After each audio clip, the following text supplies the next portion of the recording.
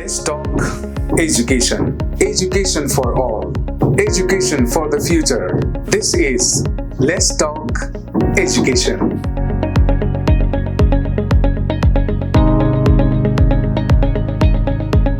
Hello, namaste, good evening, and welcome to Let's Talk Education, a complete educational show for genuine information.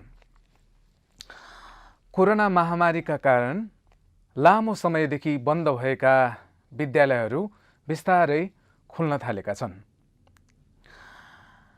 वैकल्पिक माध्यमबाट भइरहेको जुन शिक्षण सिकाइ विधि थियो त्यो प्रति सबै विद्यार्थीलाई समेट्न नसकेको गुनासो चर्कतै गर्दाखेरि र अर्कोतर्फ कोरोना संक्रमण मोरलेस तुलनात्मक रूपमा घट्दै गइरहेको परिप्रेक्ष्यमा पोखरा महानगरपालिकाले र पोखरा महानगरपालिकाका अधिकांश विद्यालयहरू असोज 1 गतेबाट खुल्ने निर्णय भइसकेसँगै अधिकांश विद्यालय शिक्षक शिक्षिका अभिभावक विद्यार्थीहरूले यसलाई स्वागत गरिरहेको अवस्था छ भने अर्कोतर्फ कोरोना महामारी कायमै रहेको बीचमा यसरी विद्यालय खोल्नु हतार नगरेको भए हुन्थ्यो, अलिकति पुनर्विचार गर्नुपर्छ कि भन्ने खालको आवाज पनि उठिरहेको छ। विद्यालय खोल्दै गर्दाखेरि स्वास्थ्य मापदण्डका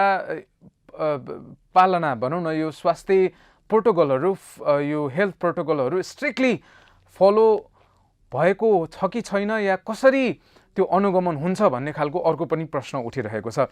यसै विषयमा छलफल गर्न, कुराकानी गर्न, विशेष कुराकानीको लागि आज मैले निम्ताएको अतिथि हुनुहुन्छ शिक्षा पोखरा महानगरपालिका शिक्षा महाशाखाका निर्देशक, स्पष्ट धारणा राख्ने व्यक्तित्व भनेर पनि चिनिनुहुन्छ उहाँ, स्पष्ट वक्ता पनि हुनुहुन्छ, आदरणीय व्यक्तित्व हेमप्रसाद आचार्य सर आज मसँग स्टुडियोमा अतिथिको रूपमा हुनुहुन्छ। Allow me to welcome my guest for today. Sir, welcome to the show. Thank you, sir. Corona महामारीका कारण विद्यालयहरू लामो समयदेखि खुल्न सकेका थिएनन् र यो कोभिड-19ले नेपाल मात्र होइन, पोखरा मात्र होइन, विश्वलाई नै थला पारेको अवस्था थियो। यसले एउटा मात्र क्षेत्र होइन, हरेक क्षेत्रलाई असर पारिरहेको अवस्था थियो र सबैभन्दा बढी विद्यार्थीहरू र पठन पाठनलाई प्रभावित पारेको कुरा हामी सबैलाई थाहा भएको कुरा हो। यस्तो अवस्थामा पोखरा महानगरपालिकाले गत असोज 1 गतेबाट भौतिक रूपमा सबै विद्यालयहरू कक्षा सञ्चालन गर्ने निर्णय गर्दाको चुनौती कस्तो छ, नसक्ने विद्यालयहरू, जनघनत्व बढी भएका विद्यालयहरू, सङ्क्रमण बढी भएका क्षेत्रका विद्यालयहरू खोल्न नसक्ने अवस्थामा के छ योजना, र अर्कोतर्फ यो लामो समय पश्चात बिस्तारै विद्यालयहरू भौतिक रूपमा पठन पाठन सुरु गर्दै गर्दा स्वास्थ्यका मापदण्ड पालना भए नभएको अनुगमन व्यवस्था कसरी मिलाउनु भएको छ, अनुगमनको जिम्मा कसलाई दिनुभएको छ, त्यहाँबाट सुरु गर्न चाहन्छु सर। म धन्यवाद सर। साह्रै अत्यन्त महत्त्वपूर्ण समसामयिक चाहिँ विषयवस्तु यहाँले उठाउनु भएको छ। अघि नै यहाँले अनुरोध गरिसक्नुभयो कि कोभिड-19 को कारण चाहिँ शिक्षा क्षेत्र मात्रै होइन, सबै क्षेत्र चाहिँ आक्रान्त छ, सबै क्षेत्र थला परेको अवस्था छ, उठ्न नसकिरहेको अवस्था छ। त्यो सँगसँगै शिक्षा क्षेत्र अछुतो रहने कुरा पनि भएन। त्यसको कारणले हामी यो वर्ष मात्रै होइन, गत वर्षबाट यसको प्रभावले चाहिँ हामीलाई निकै गाँजिरहेको अवस्था छ। गत वर्ष पनि हामीले चाहिँ मुस्किलले चाहिँ 4 महिना चाहिँ सबै विद्यालयहरू खोल्न सफल भयौँ। अरू टाइम चाहिँ हामी वैकल्पिक विधिद्वारा नै विद्यालयहरू सञ्चालन गर्न पुग्यौँ, जसको कारण विद्यार्थीहरूले गत वर्षकै शैक्षिक वर्षमा कति प्राप्त गर्नुपर्ने सिकाइ उपलब्धि कति हासिल गरे भन्ने कुरा एउटा बृहत क्वेसन नै खडा भएको छ। किनभने कति गरे भनेर चाहिँ हामीले मूल्याङ्कन पनि किन गर्न सकिरहेका छैनौँ भने मूल्याङ्कनको विधि के गर्ने भन्ने कुरा नै क्वेसन भयो होइन। हामी प्रत्यक्ष विधिद्वारा लिइने मूल्याङ्कनका चाहिँ कामहरू हामीले गर्न पाएनौँ र विद्यालयले चाहिँ आफ्नै प्रविधि, आफ्नै दक्षता र आफ्नै स्रोत साधनको आधारमा चाहिँ मूल्याङ्कन गरेर मात्रै चाहिँ हामी कक्षा उन्नति गर्ने अवस्थामा पुग्यौँ। र यस वर्ष हामीले असार 1 गतेबाट शैक्षिक सत्र सुरु गऱ्यौँ। चाहिँ सरकारले अब असार 1 गतेबाट गर्यो। असार 1 गतेबाट शैक्षिक सत्र सुरु गरेपछि पनि हामीले भर्नाका कुराहरूलाई चाहिँ विभिन्न माध्यमद्वारा चाहिँ सञ्चालन गऱ्यौँ। हैन। विद्यार्थीहरू गत वर्षदेखिबाट विभिन्न चाहिँ माध्यमबाट सम्पर्कमा रहेका विद्यार्थीहरूलाई हामीले नयाँ कक्षामा भर्ना गर्ने काम चाहिँ त प्रारम्भ गऱ्यौँ। त्यसले केही कुरा गति त लियो, तर कक्षा कसरी सञ्चालन गर्ने भन्ने अर्को बृहत्तर क्वेसन चाहिँ हामीसँग रहिरह्यो र हामीले लामो समय चाहिँ स्वास्थ्यका चाहिँ साथीहरूसँग पनि छलफल गऱ्यौँ। विभिन्न चाहिँ स्टेक होल्डरहरूसँग पनि हामी औपचारिक तथा अनौपचारिक रूपमा छलफल गऱ्यौँ र सरकारले समेत चाहिँ भौतिक उपस्थितिमा विद्यालय सञ्चालन गर्न चाहिँ अनुमति हामीलाई प्रदान गरेन। नगरेको कारणले हामी चाहिँ असार बित्यो, हाम्रो साउन बित्यो र भदौ पनि बित्यो। 3 महिना चाहिँ बित्यो र विद्यालयहरूले गत वर्षभन्दा अहिले आफ्नो क्षमता स्तर चाहिँ बढाए कि अनलाइन माध्यमद्वारा चाहिँ विद्यार्थीहरूलाई सिकाइ सहजीकरण गर्ने पढाउने कुराहरू लागे र चाहिँ कस्तो रहिदियो भने हामी प्रविधिमा त्यति जुटिसकेको रहन्छौँ, हाम्रो अभिभावकहरू त्यति अभ्यस्त हुनुहुन्छ एउटा पाटो। दोस्रो पाटो चाहिँ जुन चाहिँ अनलाइन कक्षाका लागि चाहिँ विभिन्न प्रकारका डिभाइसहरू छन्, ती डिभाइसहरू पनि सबै बच्चाहरूको साथमा त्यो एक्सेसको रूपमा रहेन।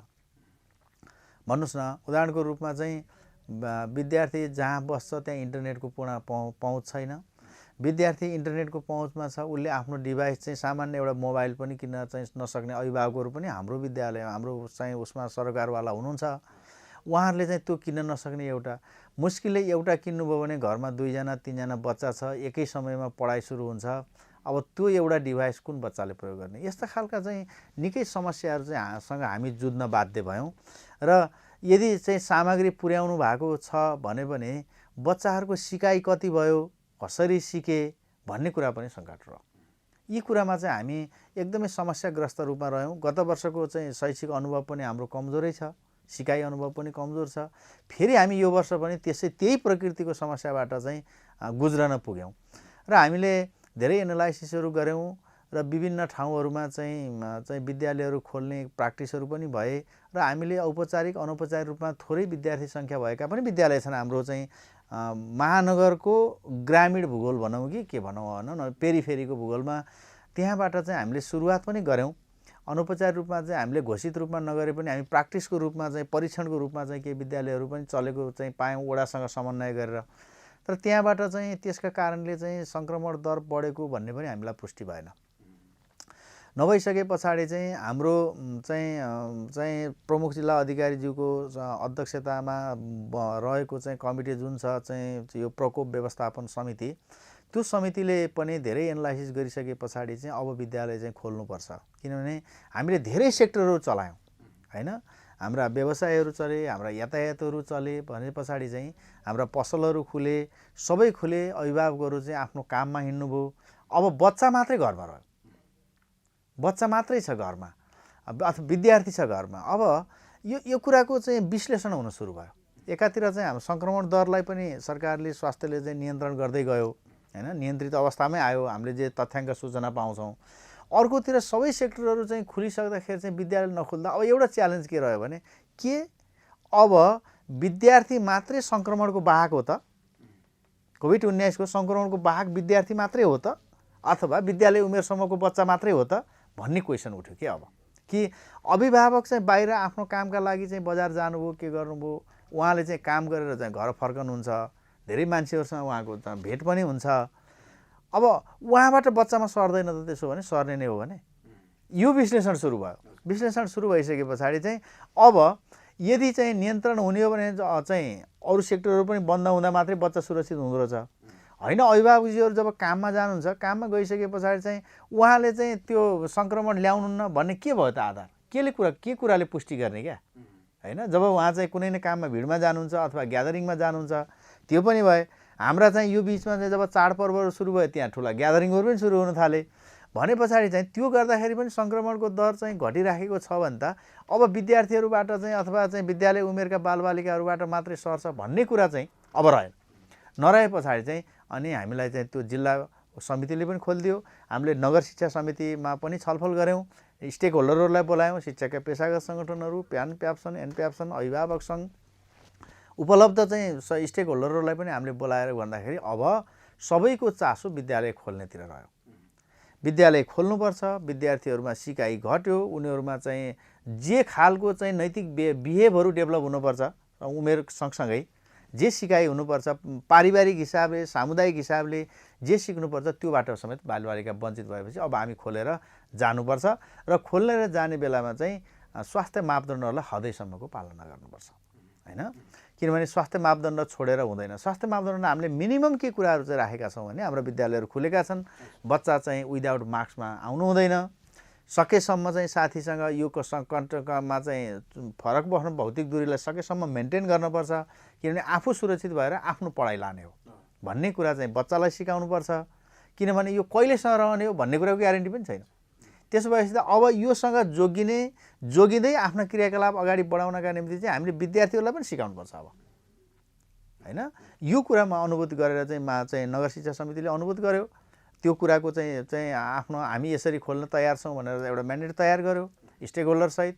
त्यस पछाडि चाहिँ जिल्लाले पनि हामीलाई अनुमति दियो र हामीले चाहिँ असोज 1 गतेबाट सम्पूर्ण विद्यालयहरू खोल्ने, यो विद्यालय मात्रै होइन हामीले कोचिङ कक्षा ट्युसन कक्षाहरू पनि खोल्यौँ हैन। शैक्षिक गतिविधि हुने अब हाम्रा कुनै पनि संस्थाहरू चाहिँ बन्द छैनन्। तर कतिपय विद्यालयहरू खोल्न नसक्ने अवस्थामा छन् होला जनघनत्वको हिसाबले, कतिपय विद्यालयहरू सङ्क्रमण अलि बढी भएको क्षेत्रमा छन् होला। त्यस्तो अवस्थामा त्यस्ता विद्यालयहरूले के गर्छन्, के गर्नुपर्छ? अब यो कुरा के छ भने तपाईँले विद्यार्थीको सङ्ख्या बढी भएका हाम्रा केही विद्यालयहरू छन्। 20-25वटा स्कुलहरूमा चाहिँ 1500 भन्दा अथवा 2000 भन्दा बढी विद्यार्थी भएका विद्यालयहरू पनि छन्। हामीले चाहिँ तिनलाई के गरेका छौँ भने तिनीहरू चाहिँ विद्यालय व्यवस्थापन समिति र अभिभावकको समझदारीमा, अभिभावकको सल्लाह सुझावमा विद्यालय व्यवस्थापन समिति जहाँ शिक्षकहरू समेत रहेर त्यहाँ विद्यालयले स्वयंले कार्ययोजना बनाउने हो। महानगरले चाहिँ बनाइदिएको जुन प्रोटोकल छ त्यो सबै विद्यालयमा एकनास लागू हुँदैन हैन। हामीमा 20 जना विद्यार्थी भएको विद्यालय पनि छ हैन, हामीसँग चाहिँ 3000 विद्यार्थी भएको विद्यालय पनि छ हैन। भनेपछि एकै खालको चाहिँ योजनाले चाहिँ हाम्रा सबै विद्यालयहरूलाई समेट्न सकिँदैन। त्यसो भए पछाडि चाहिँ लोकल्ली चाहिँ जुन विद्यालय जुन ठाउँमा स्थापित छ त्यो विद्यालयले आफ्नो योजना बनाउँछ। त्यो कुराको समन्वय चाहिँ वडा शिक्षा समिति र चाहिँ वडा कार्यालयले गर्छ हैन। वडा कार्यालय चाहिँ हुन्छ र नजिकको चाहिँ हाम्रो सरकार भनेको वडा हो हैन, जहाँबाट हामी सर्भिस डेलिभरी गर्छौँ। त्यो सर्भिस डेलिभरी गर्ने निकायले चाहिँ त्यो कुरालाई चाहिँ डिजाइन गर्छ अथवा विद्यालयले गरेको डिजाइनलाई चाहिँ उसले यस अथवा चाहिँ परिमार्जन गर्छ र विद्यालय चल्छ। यो चल्ने बेलामा चाहिँ धेरै विद्यार्थी भएको ठाउँमा अहिले हामीले साथीहरू आइराख्नु भएको छ। हामीलाई कार्ययोजना पनि अब पेश गर्ने क्रममा हुनुहुन्छ। एकातिर विद्यालय खोल्नुपर्ने, अर्कोतिर कार्ययोजना वडालाई दिनुपर्ने, महानगरलाई दिनुपर्ने पनि हामीले निर्धारण गरेका छौँ। साथीहरू चाहिँ ठुलो विद्यार्थी भलुम भएको ठाउँमा अहिले त जहाँ धेरै विद्यार्थी छ ठुला स्कुलहरूमा हो, यहाँलाई पनि अनुभव होला कि कहिले कक्षा 12 को परीक्षा चलिरहेको छ, भोलिसम्म कक्षा 12 को परीक्षा छ, फेरि 11 बजेबाट 2 बजेसम्म भनेको हुनाले हामीले विद्यार्थीहरूलाई ल्याउने कुन शिफ्टमा ल्याउने भन्ने पनि समस्या र अहिले परीक्षा नै चलेको अवस्था छ। र कतिपयले कुरा गर्नुहुन्छ त्यहाँ त पढाइ भएन नि त पनि भन्नुहुन्छ, किनभने त्यहाँ परीक्षा हो, परीक्षा पनि एउटा पढाइ हो हैन। अहिले 12 को परीक्षा चलेको छ। अब 10 गतेबाट ती विद्यालयहरू पनि आफ्नो योजनामा चल्छन् र ठुला विद्यालयहरूलाई चाहिँ हामीले शिफ्टमा चाहिँ सञ्चालन गर्न पनि अनुमति प्रदान गरेका छौँ। एकैचोटि तपाईँ 10 देखि 4 बजेसम्म चलाउन सक्नुहुन्न, किनभने त्यहाँ शौचालयको समस्या छ, त्यहाँ हात धुने चाहिँ धाराको समस्या छ हैन, विभिन्न क्यान्टिन खाजाको समस्या होला हैन, फर्निचरको समस्या होला हैन, कक्षा कोठाको समस्या पनि रहन्छ हामीलाई। त्यसो भएको हुनाले ती विद्यालयहरूले सिफ्ट वाइज चलाउनुहुन्छ। यदि सिफ्ट वाइज चलाएपछि हामीले अर्को पनि के भनेको छ भने विद्यालय सिफ्ट वाइज चलाएर चाहिँ पुरै विषय सिकाइ पढाइ भएन भने त्यसको उसमा चाहिँ अभिभावकको सहमतिमा चाहिँ विद्यालयले चाहिँ अरू टाइममा चाहिँ अनलाइन कक्षालाई पनि समावेश गर्न सक्छ। किनभने हामीले चाहिँ एउटा चाहिँ निश्चित कक्षालाई चाहिँ 10 बजेबाट 1 बजेसम्म बोलायौँ भने त हाम्रो सबै पाठ्यभार पुरा भएन हैन। पाठ्यक्रमले निर्दिष्ट गरेका जुन सिकाइ उपलब्धि हासिल गर्नका लागि जुन समय तोकेको छ पुरा नहुने भए पछाडि विद्यार्थीको एक्सेसको आधारमा तपाईँ त्यहाँ पनि गर्न सक्नुहुन्छ। एउटा दोस्रो कुरा भनेको तपाईँ चाहिँ त्यसो नगरिकन अल्टरनेटिभ कक्षाहरूलाई बोलाएर चाहिँ दिनभरि पढाउन पनि सक्नुहुन्छ। जहाँ सम्भव छ त्यहाँ पुरै दिन हप्तैभरि नै 6 दिन चाहिँ तपाईँले पढाउन सक्नुहुन्छ। विद्यालयको अवस्था हेरेर चाहिँ गर्ने गरी अहिले यो फ्लेक्सिबल अवस्थामा छौँ हामी हैन। अब यसको मोनिटरिङको कुरा चाहिँ यहाँले गर्नुपर्छ के भएको छ भनेर हेर्ने कुरामा चाहिँ मोनिटरिङ मेकानिजम कुनै एउटा 5 जनाको समिति बनाएर चाहिँ गरौँ, ल महाशाखा प्रमुख हुन्छ अथवा नगर प्रमुख हुनुहुन्छ, प्रशासकीय प्रमुखको उसमा हेरौँ भनेर 5 जनाले हेरेको भरमा त्यो मोनिटरिङको कुनै अर्थ छैन। म एक दिन 10 मिनट 15 मिनट स्कुलमा गएर गरेको मोनिटरिङले चाहिँ त्यहाँको सबै स्वास्थ्य प्रोटोकलहरू अथवा सुरक्षा मापदण्डहरू पढाइको अवस्था चाहिँ क्लियर चाहिँ हुँदैन। त्यसो भएको हुनाले हामी के भन्छौँ भने विद्यालय व्यवस्थापन समिति अभिभावकहरूको चाहिँ उसमा नै भर पर्छ हैन। मेरो बच्चा अहिले मोनिटरिङको कुरा के भन्छ घरबाट सुरु हुनुभयो क्या। घरबाट जब चाहिँ तपाईँ ड्रेस लगाएर बच्चालाई चाहिँ पठाउनुहुन्छ त्यस पछाडि मेरो बच्चाले मास्क छ कि छोड्यो कि, मेरो बच्चाले सेनिटाइजर छोड्यो कि हैन, मेरो बच्चाले चाहिँ पानी छोड्यो कि, अथवा खाजा मेरो बच्चाले आफ्नो खाजा छोड्यो कि, त्यहाँबाट सुरु हुन्छ। स्वयं अभिभावकबाट सुरु हुन्छ। अनि त्यस पछाडि विद्यालयमा आइसकेपछि विद्यालयले हेर्छ हैन। हाम्रो विद्यालयभित्र आउने बच्चाले चाहिँ यो सामान्य न्यूनतम प्रोटोकल पुरा गर्यो गरेन होला, त्यहाँ मोनिटरिङ हुन्छ। प्रधानाध्यापकले त्यहाँ म्यानेजमेन्ट कमिटीले हेर्छ। अनि त्यस पछाडि हामी पनि आउटलुक रूपमा चाहिँ हेर्छौँ। त्यसो भएर यो छुट्टै कुनै समिति बनाएको भरमा दौडेको भरमा चाहिँ यो मोनिटरिङले चाहिँ काम लाग्छ भन्ने होइन। स्वयं स्कुलको स्टेक होल्डर जो छ त्यो स्कुल सबै चाहिँ सरकारवाला हो, त्यो चाहिँ मोनिटरिङ टिम पनि हो, सहजकर्ता पनि हो, सबै कुरा हो। त्यो त्यसरी चाहिँ अगाडि बढ्नुपर्छ भन्ने नै हाम्रो धारणा छ। त्यसरी नै अहिले विद्यालयहरू त्यही कामका निम्ति चाहिँ अगाडि बढिरहेका छन्। जस्तो लगभग 2 वर्ष ठ्याक्कै यो कोभिड पिरियडमा शैक्षिक गतिविधि लगभग प्राय ठप्प नै भयो। यो 2 वर्ष अगाडिको समयमा जुन तरिकाले वैकल्पिक माध्यमहरू अपनाएर हामीले पठन पाठनलाई अगाडि बढाउने प्रयास जारी रह्यो, त्यसलाई यो महानगर शिक्षा महाशाखाले कसरी व्यवस्थित गर्यो, सबैले बुझ्ने गरी तपाईँहरूले अनुभव गरेको यथार्थ अनुभव वास्तविकता के छ स्पष्ट स्मरण गर्दाखेरि कसरी स्मरण गर्नु? एकदम वैकल्पिक विधिबाट पढाउने कुरामा चाहिँ हामीले 2-3 वटा विकल्पहरू प्रयोग गऱ्यौँ। हामीले पहिला विद्युतीय सञ्चार माध्यमद्वारा चाहिँ अनलाइन कक्षालाई पनि खुल्ला गऱ्यौँ। यो खुल्लाको कुरा त मैले यसभन्दा अगाडि पनि गरेँ होइन। विभिन्न प्रकारका चाहिँ साधनहरूको चाहिँ अभावको कारणले गर्दा बच्चाहरू पुरै एक्सेसमा आउन सकेनन्। थोरै बच्चाहरू मात्रै चाहिँ हाम्रो एक्सेसमा आए। त्यस पछाडि गत वर्षको अनुभवको कुरा गर्नुहुन्छ भने हामीले टोल सिकाइलाई पनि त्यत्तिकै महत्त्व दियौँ होइन। शिक्षकहरूले चाहिँ आफ्नो चाहिँ जहाँ बस्नुहुन्छ शिक्षक त्यो वरपर जहाँ खुल्ला ठाउँ छ त्यहाँ बच्चा डाकेर पनि पढाइको प्र्याक्टिस गऱ्यौँ हामीले। भन्दा त्यो गर्ने बेलामा मेरो स्कुलको बच्चा मात्रै होइन, कक्षा 2मा पढ्ने यहाँ एकजना त्यो चाहिँ टिचर बस्नुहुन्छ भने कक्षा 2को विषय पढाउँछ, कक्षा 2 पढ्ने सबै बच्चा रह होइन। केही न केही कुरा चाहिँ दूरीको हिसाबमा चाहिँ गऱ्यौँ होइन। त्यो प्र्याक्टिस पनि गऱ्यौँ। त्यो बजारको चाहिँ हाम्रो जुन चाहिँ यो चाहिँ सेन्टर पोइन्ट छ यी ठाउँहरूमा त्यति प्रभावकारी भएन, गाउँ बस्तीहरूमा चाहिँ भयो त्यो कुरा होइन। शिक्षकहरूले गर्नुभयो। तेस्रो कुरा हामीले चाहिँ टेलिभिजनका माध्यमद्वारा सङ्घीय सरकारले समेत चाहिँ विभिन्न कार्यक्रमहरू ल्याइराख्यो विद्यालय शिक्षाका। हामीले त्यो कुरालाई पनि हेर्न अनुरोध गऱ्यौँ। अभिभावकज्यूहरूलाई त्यो कुरामा पनि सूचित गऱ्यौँ। शिक्षकहरू मार्फत विद्यार्थीलाई टेलिफोनको माध्यमबाट पनि यति समयदेखिबाट यो टेलिभिजनमा यो विषय पढाइ हुन्छ, जुन सेड्युल छ हाम्रो शैक्षिक जनशक्ति विकास केन्द्रले चाहिँ तयार गरेको, त्यो हेर्नका लागि पनि अनुरोध गऱ्यौँ। कतिपय बच्चाहरू त्यहाँबाट पनि लाभान्वित हुनुभयो किनभने पिरियड बेसिसमा पढ्नुभयो। अब त्यस्तो पनि हुन नसके पछाडि चाहिँ हामीले पाठ्यपुस्तक चाहिँ वितरण गर्नमा हामीलाई समस्या रहेन गत वर्ष पनि, यो वर्ष पनि रहेन। किनभने अभिभावकज्यूहरू पाठ्यपुस्तक लिन चाहिँ आउनुभयो होइन। विद्यालयले वितरण गर्यो।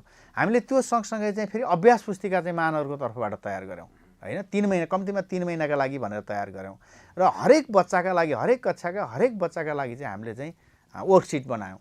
र वर्कसिट बनाइसके पछाडि के अनुरोध गऱ्यौँ भने अब बच्चा सेल्फ पढ्छ, अभिभावकले सहजीकरण गरिदिनुहुन्छ होइन। त्यस पछाडि बच्चाले चाहिँ हामीले पठाएको वर्कसिटमा चाहिँ वर्क गर्छ। अनि 3 दिन पछाडि अथवा 5 दिन पछाडि त्यो वर्कसिट ल्याएर छोड्छ बच्चाले होइन। र उसलाई चाहिँ सिङ्गल्ली ट्रिट गर्छ शिक्षकले, के समस्या पर्यो अथवा 2 दिन पछाडि त्यहाँ ल्याएर राखेको 2 दिन पछाडि शिक्षकले चेक गर्छ अनि अर्को फेरि बच्चाले चाहिँ 3-4 दिनमा फिर्ता लान्छ। यो प्र्याक्टिस पनि गऱ्यौँ हामीले जहाँ चाहिँ ऊ चाहिँ इन्टरनेटको एक्सेसमा पनि छैन बच्चा, त्यो प्र्याक्टिस पनि गऱ्यौँ। तर के रहेछ भने हाम्रो हिजो गुरुकुल शिक्षा प्रणालीबाट चाहिँ हामी प्रत्यक्षीकरण विधिबाट मात्रै सिकाएका छौँ सबैभन्दा। कि हामी चाहिँ 21औं शताब्दीको शिक्षा त भन्यौँ, 21औं शताब्दीको शिक्षा भनेको चाहिँ इन्टरनेटको दुनियाँ हो, गुगलको जमाना हो भन्ने कुरा पनि हामीले अनुभूति पो गरेर हिँड्छौँ त सर। हामीले इन्टरनेटलाई त फेसबुकको माध्यम मात्रै बनाएका रहेछौँ त होइन, युट्युबमा गीत हेर्ने कुरा पो बनाएका रहेछौँ त। त्यहाँबाट पनि सिकाइ हुन्छ, त्यो पनि सिकाइको अथाह भण्डार हो भन्ने कुरातिर हामी लक्षितै रहेनछौँ। यो चाहिँ हाम्रा लागि चाहिँ सबैभन्दा च्यालेन्ज भयो होइन। यो च्यालेन्ज चाहिँ अब हामीले आइटी बेसमा चाहिँ विद्यालयहरूलाई लानुपर्छ भन्ने कुराको सिकाइ पनि हो। अब हाम्रो महानगरका लगानी विद्यालयको चाहिँ सिकाइ सूचना प्रविधिलाई चाहिँ कक्षा कोठाभित्र बनाउनुपर्छ, लानुपर्छ। शिक्षक र विद्यार्थी दुवै त्यसमा चाहिँ अभ्यस्त गराउँदै गइएन भने हामी बिस्तारै चाहिँ 21औं शताब्दीको शिक्षा, ग्लोबल्ली कम्पिटिसन गर्ने शिक्षा हैन ग्लोबल मार्केटमा चाहिँ बिक्न सक्ने चाहिँ जनशक्ति भनेर जुन हामी सैद्धान्तिक हिसाबले व्याख्या गर्छौँ त्यसमा त हामी त फेलर पो हुने रहेछौँ त। यो कुराको सिकाइ पनि भएको छ र महानगर अब त्यो कार्यक्रमहरूलाई चाहिँ अगाडि बढाउनुपर्छ भनेर चाहिँ आफ्ना बजेटहरूलाई त्योप्रति चाहिँ केन्द्रित गरेका छ। सङ्घीय सरकारका बजेटहरू पनि त्यसरी नै आएका छन् भनेपछि अब बच्चालाई अब स्कुललाई आइटी फ्रेन्डली बनाउँदै जानुपर्छ। एकैचोटि सकिँदैन त्यो चाहिँ, किनभने ठुलो लगानी पनि हो हैन, तर चाहिँ हामी कर्मश जानुपर्छ। हामीले त्यसलाई चाहिँ अहिले माध्यमिक विद्यालयहरूलाई केन्द्रित पनि गऱ्यौँ धेरै यस्ता कार्यक्रमहरूमा, किनभने हाम्रो सिनारियोले के देखाउँछ भने अब ठुला स्कुलहरूको अवधारणा आएछ। हिजो हामीले चाहिँ पहुँच एक्सेस पुर्याउनका लागि चाहिँ विद्यालय टोलमा खोल्यौँ हैन। तपाईँलाई अनुभव कति छ, 2046 सालमा चाहिँ राजनीतिक परिवर्तन पश्चात चाहिँ कम्तीमा प्रत्येक वडामा चाहिँ एउटा चाहिँ आधारभूत स्कुल हुनुपर्छ भन्ने धारणा आयो। हाम्रा कुनै पनि वडाहरू हिजोका गाविस चाहिँ नगरपालिका छ नि सर, कम्तीमा चाहिँ एउटा स्कुल चाहिँ एउटा वडामा बन्यो, जसले गर्दा बच्चा अब आउट अफ स्कुल भएन कि। हामीले त्यो एक्सेस त पुरा गरेछौँ हैन। अब बिस्तारै के भयो भने यातायातका साधनको कुराले गर्दा, मान्छेको चाहिँ आय स्तरमा आएको वृद्धिको कारणले गर्दा, अथवा मान्छे कामको खोजीले गर्दाखेरि चाहिँ फेरि सहर केन्द्रित हुन थाल्यो। सहर केन्द्रित हुन लागेपछि हिजो एक्सेसका निम्ति चाहिँ गाउँमै बस्थ्यो बच्चा, त्यसो भएर हामीले त्यहाँ स्कुल खोल्यौँ। अब तपाईँले चाहिँ त्यहाँ चाहिँ हिजो भएका चाहिँ बच्चा चाहिँ आज चाहिँ 10% बच्चा पनि छैन। त्यो बसाइसँग अहिले प्रभाव पारेको छ, मान्छे सुविधाका निम्ति चाहिँ हिँडेको छ अथवा चाहिँ विविध कारणले हिँडेको छ। अब भनेपछि अब हामीले एक्सेस होइन, अब क्वालिटीका निम्ति जानुपर्छ। क्वालिटीका निम्ति जाँदाखेरि चाहिँ अब भइदियो के भने अब झुन्ड स्कुल होइन, अब ठुला स्कुलहरू पनि सँगसँगै हुँदो रहेछ। सिनारियोले पनि महानगरपालिकामा त्यही देखाएको छ। हाम्रो चाहिँ माध्यमिक विद्यालयहरू चाहिँ मेगा स्कुलहरू बन्दै गएका छन्। हिजो 400 विद्यार्थी लिने चाहिँ स्कुल चाहिँ आज चाहिँ 1500 विद्यार्थी लिन थालेको छ। नजिकको सानो स्कुल चाहिँ बन्द हुने अवस्थामा छ, तर त्यो बच्चा त्यहाँ आउन सक्छ। अब हामी तिनलाई केन्द्रित गरेर चाहिँ सूचना प्रविधिलाई चाहिँ ती विद्यालयलाई सूचना प्रविधि मैत्री पनि बनाउने, भोलि हामी सङ्कटको बेलामा चाहिँ बच्चा अनलाइन पढाइका निम्ति अभ्यस्त होस्, त्यो पनि रहेछ। हामीले देख्यौँ त पोहोर साल हामीलाई चाहिँ सुरुमा चाहिँ अनलाइन कक्षा चलाउँदाखेरि चाहिँ विद्यार्थी आउँदै आएन, चाहिँ 50 जना विद्यार्थी छ, 5 जना एटेन्ड हुन्छ, 10 जना एटेन्ड हुन्छ, ठुलो सङ्ख्यामा गयौँ हामी। अहिले चाहिँ हामी त 50% भन्दा माथि गयौँ कि। हामीलाई कोभिडले यो अवसर पनि दिएको है भनेर स्वीकार गर्नुपर्छ क्या। जहाँ च्यालेन्जहरू छ त्यहाँ अवसर पनि हुन्छ। चुनौतीको रूपमा मात्रै रहेको हुँदैन कि। त्यसले हामीलाई चाहिँ नयाँ कुरामा चाहिँ फड्को मार्नका निम्ति अवसर पनि सिर्जना गरे हुन्छ। हामीले त्यसलाई ग्रिपमा लिनुपर्छ। अहिले हामीले कोरोनाको बिचबाट त्यो सिकाइ भएको छ। त्यसैले हामी अहिले के भनेको छौँ, भौतिक रूपमा विद्यालय चलिरहँदा पनि तपाईँले हिजो अनलाइनको नाममा चाहिँ विभिन्न सूचना प्रविधिको माध्यमद्वारा जे पढाउनु भएको छ बच्चालाई त सुसूचित गरिराख्नुपर्छ। तपाईँ अनलाइनमा हुनुहुन्छ, सरसँग इन्ट्रेक्सन गर्न सक्नुहुन्छ, गर्ने वातावरण सिर्जना गर्नुपर्छ। तपाईँ टेलिभिजनमा पढ्नुभएको छ, टेलिभिजन पढ्नै पर्छ। एफएम रेडियोहरूमा आउने शैक्षिक कार्यक्रमहरू हेर्नुपर्छ। अनि तपाईँ चाहिँ युट्युब हेर्न जान्नुहुन्छ, शिक्षा सम्बन्धी कुरा हेर्नुपर्छ। गुगलमा गएर चाहिँ शिक्षाका चाहिँ विभिन्न कार्यक्रमहरू हेर्न सक्नुहुन्छ, त्यो हेर्ने कुरा हो। अब सेल्फ लर्निङलाई चाहिँ मोटिभेट गरेन भनेदेखि चाहिँ हुँदैन, किनभने हामीले ग्लोबल्ली कम्पिटिसन गर्ने जनशक्ति उत्पादन गर्नुपर्छ भन्ने अर्को मोटो पनि छ हाम्रो। त्यसो भएर यसरी अगाडि बढिरहेका छौँ। अब यो चुनौतीलाई चुनौतीकै रूपमा चाहिँ बस्नु चाहिँ हुँदैन भन्ने लक्ष्यका साथ पनि हामीले चाहिँ जबरजस्त स्कुल पनि खोल्न खोज्यौँ। अब किनभने पसल खुल्छ, डिपार्टमेन्टल स्कुल खुल्छ, रेस्टुरेन्टहरू खुल्छ, के त्यहाँ ग्यादरिङ हुँदैन? तर स्कुल मात्रै ग्यादरिङको थलो हो त? यस्तो लाग्यो हामीलाई। अब यो परीक्षणको बेला छ, त्यसो भने चाहिँ होइन भने तपाईँको के छ भन्ने कुरा हुन्छ होइन।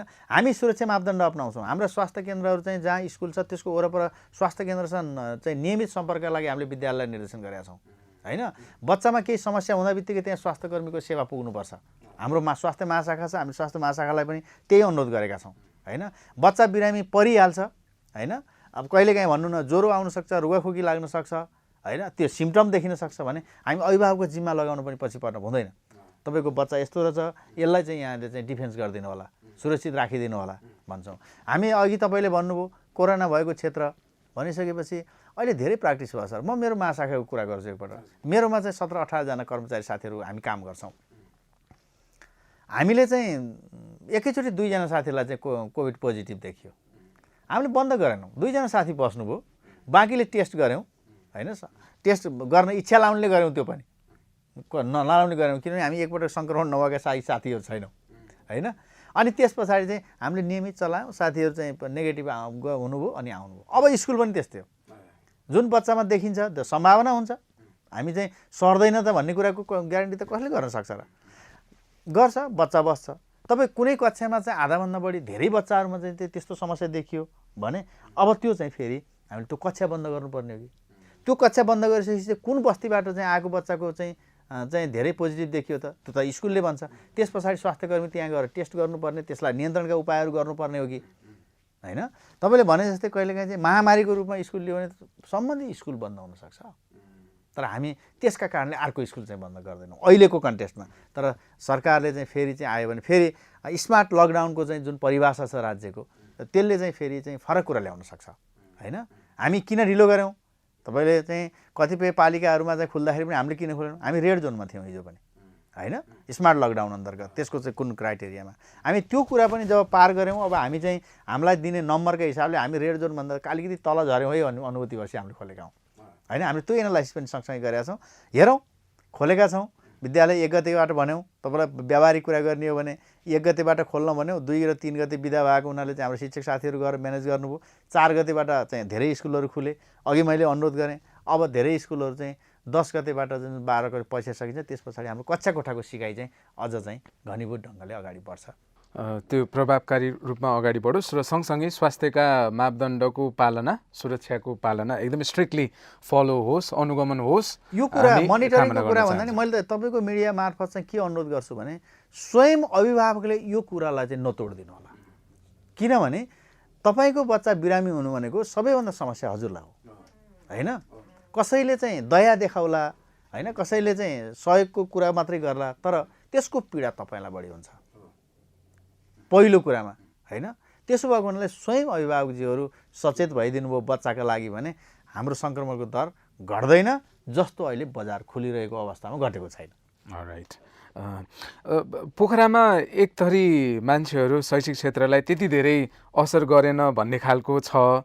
मतलब अनलाइन क्लास प्रभावकारी रूपमा सञ्चालन भएका छन् परीक्षा अनलाइन मार्फत सम्पन्न भएका छन् भौतिक रूपमा सम्पन्न भएका छन् विद्यार्थीहरू नियमित रूपमा पठन पाठनमा सक्रिय छन् भन्ने एक किसिमको आभास छ भने अर्कोतर्फ निजी विद्यालयमा त्यति धेरै प्रभाव नपरेको जस्तो देखिन्छ भने अर्को बाटो हेर्ने हो भने अवस्था अन्धकार नै छ सरकारी विद्यालय सामुदायिक विद्यालयहरूमा अवस्था नाजुक छ विद्यार्थीहरू पाठ्यपुस्तकको पहुँचमा छैनन् स्मार्टफोन वाइफाई टिभी कुनै कुराको पनि पहुँच छैन त्यहाँ पढाइ अस्तव्यस्त भएको अवस्था छ भनेर गुनासोहरू आइरहेका छन् खास के छ कसरी हेर्नुभएको छ तपाईँको नेतृत्वमा शिक्षा महाशाखा ले कस्तो योजना बनाएको छ सर के हो यो सर अब योजनाको विषयमा त मैले अघि नै प्रस्तुत गरेँ सरले अहिले सामुदायिक र संस्थागतको कुरा गरिराख्नुभयो संस्थागत विद्यालय केही विद्यालयहरू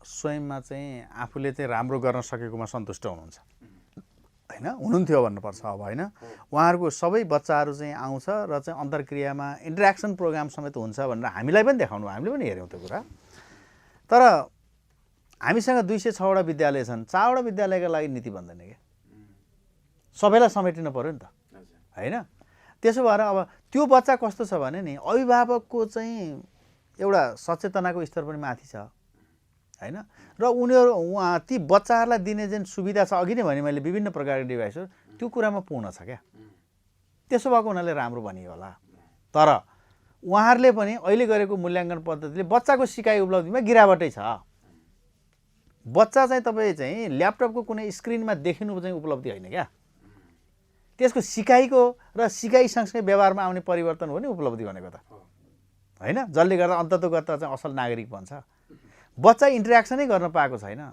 सिद्धान्तले त चाहिँ आफ्ना कलिग्सहरूसँग बसेर सिक्ने कुरालाई त सबैभन्दा महत्त्वपूर्ण ठान्छ नि हामी पढेर आएका हौँ कक्षा कोठामा चाहिँ सरले भनिरहेको नबुझ्दा नजिकको चाहिँ जान्ने साथीसँग सोधेर चाहिँ धेरै कुरा जानेका छौँ नि हामीले त्यो अवसरबाट वञ्चित छन् नि त होइन त्यसो भएको हुनाले त्यो अनलाइन कक्षालाई चाहिँ हामीले चाहिँ शून्य उपलब्धि हो भन्दैनौँ महानगरको राम्रो उपलब्धि हो अघि नै भने मैले सूचना प्रविधि मैत्री बन्दै जानु भनेको अझ ठुलो उपलब्धि हो चुनौतीलाई अवसरको रूपमा बदल्ने चाहिँ समय पनि हो होइन त्यो हिसाबले हेर्नुपर्छ अर्को कुरा चाहिँ अरू डिभाइसहरूको एक्सेसमा नपुगे भने म चाहिँ हजुरले भने जस्तै चाहिँ पाठ्यपुस्तकको एक्सेसमा छैनन् भन्ने कुरा चाहिँ म अलि असहमत हुन्छु किनभने हुनसक्छ हाम्रो सूचना नि कमजोर हुनसक्छ होइन यो फेरि म चाहिँ मेरो गोरुको 12 टका भने जस्तो चाहिँ म गर्दिनँ तर बच्चाले पाठ्यपुस्तक नै पाएनन् भन्ने कुरामा हामी असहमत छौँ किनभने हामीले पाठ्यपुस्तक मात्र होइन वर्कसिट पनि बच्चाको हातमा पुर्याएका छौँ हामीले तयार गरेको होइन वर्कसिट पनि हामीले चाहिँ बच्चाको हातमा पुर्याएका छौँ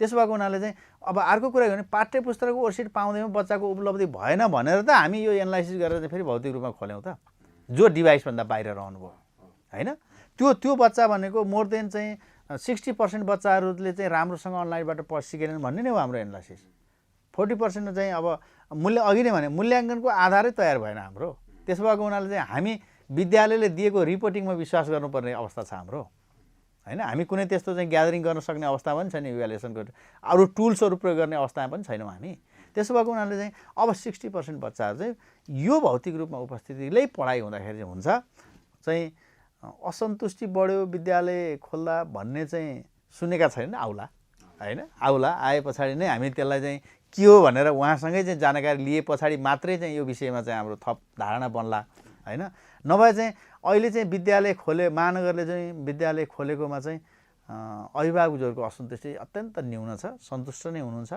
भन्ने नै धारणा छ किनभने स्वयं अभिभावक चाहिँ बजार गएर ग्यादरिङमा पुगेर आउँदाखेरि पनि म सङ्क्रमित भएको छैन स्वास्थ्य प्रोटोकल पुरा गर्यो भने मेरो बच्चा नि सुरक्षित हुन्छ र पढाउनुपर्छ भन्ने नै त्यही वेतिर त्यतैतिर चाहिँ अभिभावकहरूको धारणा छ भन्ने चाहिँ हाम्रो बुझाइ हो अहिलेसम्म। अलराइट अब आज यो पोखरा महानगरपालिकाका भित्रका सामुदायिक सरकारी विद्यालयहरूमा पनि प्रशस्त विद्यार्थीहरू लिन सक्ने अवस्था भनौँ न भर्ना पनि एन्ट्रान्स प्रिपरेसन गराउने जस्तो 11-12मा सबै विद्यार्थीहरूलाई लिन नसक्ने अवस्था खास यो किन हुन्छ हाम्रोमा सिट छैन सरकारले सक्दैन हाम्रो व्यवस्थापनले सक्दैन हामी निरह छौँ अब महँगो फी तिरेर फलानु क्याम्पसमा गएर पढ्ने पैसा त्यहीँ तिर भन्ने अवस्था हो कि त्यही गर्न खोजेको हो कि के हो किन तपाईँहरूलाई त्यहाँ पढ्छु भन्दा सबै विद्यार्थीहरूलाई लिएर पठन पाठन गराउन सक्ने अथवा नसक्ने कारण के रहेछ सर विद्यार्थीहरू पढ्न चाहँदै पनि?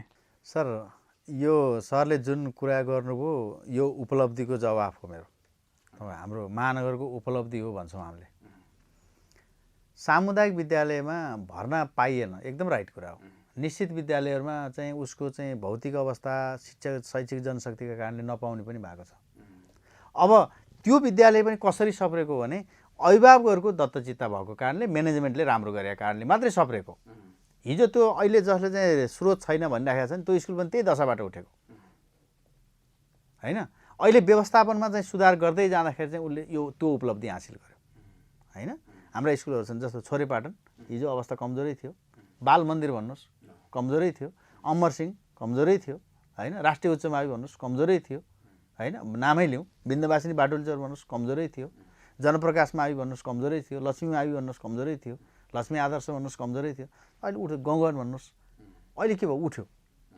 उसले आफ्नो व्यवस्थापनलाई चुस्त बनाउन सक्यो अब अगाडि आयो अब चाहिँ त्यहाँ पढ्न पाएनन् भन्ने कुरा पनि सही हो सबै स्कुलमा पढ्न नि पाएको छैन अब हाम्रो दिशा के हुनु पर्यो अरे बाँकी चाहिँ जुन चाहिँ कमजोर भएको अर्को स्कुल सपार्नु पर्यो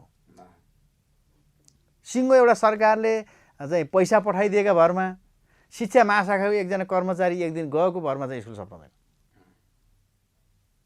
त्यो स्कुल त्यो समुदायका लागि हो होइन र समुदायको आवश्यकतामा जन्मेको त्यो स्कुल भनेपछि माया नै उहाँहरूले गर्नुपर्छ जसका लागि चाहिँ संस्था जन्मेको छ त्यो संस्थाको माया चाहिँ सम्बन्धित स्टेक होल्डरले गरिदिएन भने संस्था सप्राउँदैन अहिले हाम्रा चाहिँ जहाँ भर्न पाइँदैन भन्नुभयो त्यसको उदाहरण पनि त्यही हो जसले माया सुरुवात गरिदिनु भयो तपाईँ आजभन्दा 5 वर्ष अगाडि शीतला देवी माविमा चाहिँ विद्यार्थी चाहिँ आइदिएनन् भन्ने हुन्थ्यो अहिले शीतला देवीमा चाहिँ पाइँदैन त भर्ना होइन भद्रकाली माविमा पाइँदैन त भर्ना अब त्यसको उदाहरण अर्को स्कुलमा पनि सर्न थालेको छ किनभने उसलाई पनि पर्छ नि पिन्च त्यो प्रशासनलाई होइन राष्ट्रिय उच्च मावि सप्रिरहँदा बिन्दवासिनी चाहिँ बरपाटन चाहिँ बिग्रिरहने त त्यो पनि त त्यहाँ पनि त एकाडेमिक पर्सनालिटी छ त्यहाँ पनि म्यानेजमेन्ट कमिटी छ त्यहाँ शिक्षक साथीहरू हुनुहुन्छ त्यहाँ पनि स्कुललाई माया गर्ने अभिभावकहरू हुनुहुन्छ अब हाम्रो स्कुल बनाउनुपर्छ अब यति गर्दै गयो भने तपाईँले अहिले भनेको चाहिँ महँगो स्कुलमा जाने कुराको आफै अन्त्य हुन्छ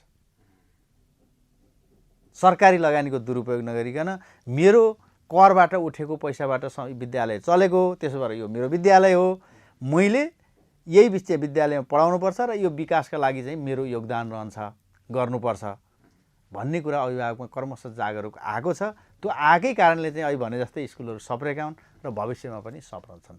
त्यस पछाडि अघि नै मैले चाहिँ यहाँलाई भनेको थिएँ मेगा स्कुल, अब मेगा स्कुल बन्छ, ठुला स्कुलहरू बन्छन्, विद्यार्थीहरूको चाहिँ प्रशस्त हुन्छ होइन, सेवा सुविधा पनि सेन्ट्रलाइज हुन्छ होइन, छरिँदैन नि त। नछरिए पछाडि चाहिँ अनि विद्यालयको विकासको गति चाहिँ बढ्छ र कमजोर हुँदै जाँदा विद्यालय मर्ज पनि हुन्छ। अब धेरै टाढो नजाउँ, मलाई नेपालभरिको प्रसङ्ग भन्दा पनि पोखरा महानगरको प्रसङ्ग कोट्याउन मन लागेको छ।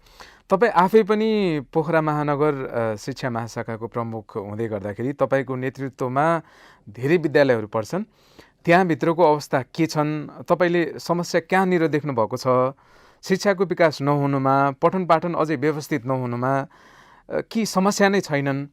समस्या छन् भने कहाँनिर समस्या देख्नुभएको छ? समस्या को कसको छ?